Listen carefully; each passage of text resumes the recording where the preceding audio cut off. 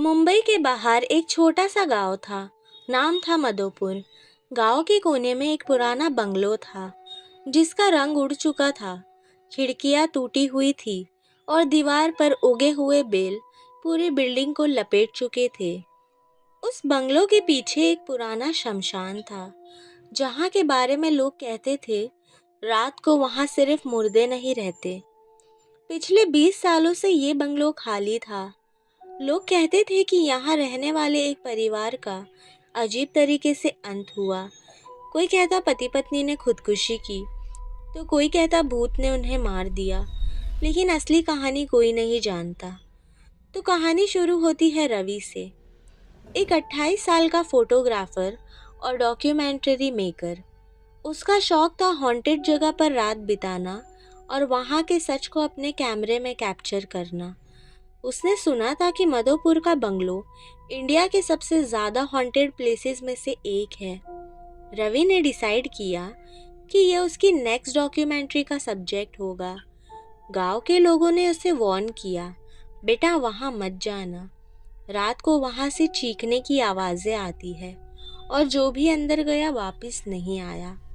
लेकिन रवि ने सिर्फ मुस्कुरा कर बोला, मैं सच का पता लगाने आया हूँ, डर के आगे ही तो कहानी है।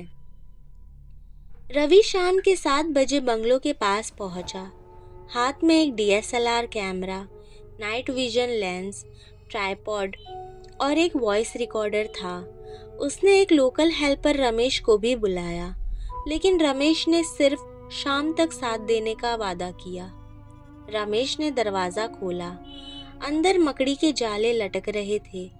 दीवार पर पुराने तस्वीरों के फ्रेम टेढ़े लटके हुए थे, जैसे कोई उन्हें जोर से हिला के चला गया हो।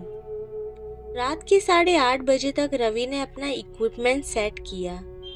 रमेश ने डर से थरथराते हुए बोला, भाई मैं अब चलता हूँ, शमशान के पास रात मैं नहीं रुकता।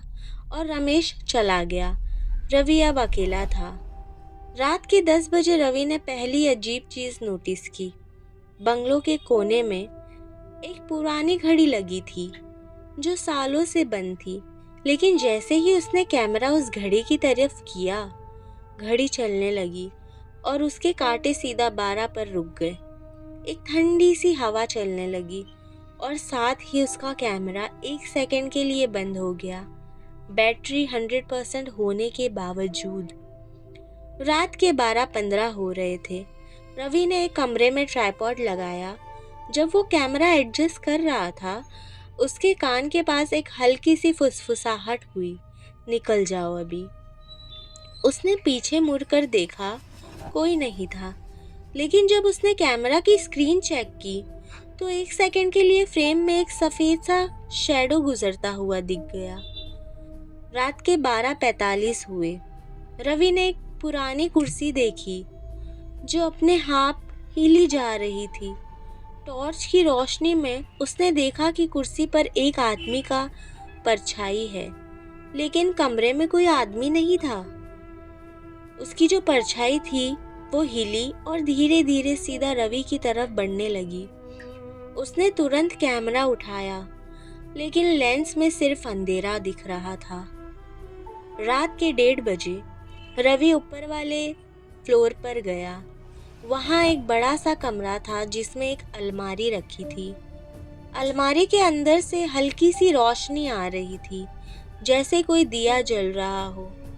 जब रवि ने अलमारी का दरवाज़ा खोला तो अंदर एक छोटा मिरर था, लेकिन उस आईने में उसका रिफ्लेक्शन था ही नहीं। उसकी जगह एक औरत थी, सफ़ेद साड़ी, गले में काले धागे और पूरी आंखें काली। औरत ने सिर्फ एक लाइन बोली, मुझे वापस कर दो मेरा बच्चा। रवि ने पीछे मुड़कर देखा, कोई नहीं। वापस आईने में देखा, औरत का चेहरा बिल्कुल उसके सामने था, मुंह से खून टपक रहा था। रात के 2:15 हुए। बंगलों के पीछे से शमशान की घंटी बजने लगी। कोई मंत्र पढ़ रहा था, लेकिन आवाज़ उल्टी चल रही थी, जैसे कोई रिवर्स में कोई चीज़ चल रही हो। हर घंटी के साथ रवि को अपना सर भारी लगने लगा। उसकी सांसें तेज हो गई। रात के 3 बजे कैमरा का लेंस अपने आप जूमहीन होने लगा, सीधा रवि के चेहरे पर।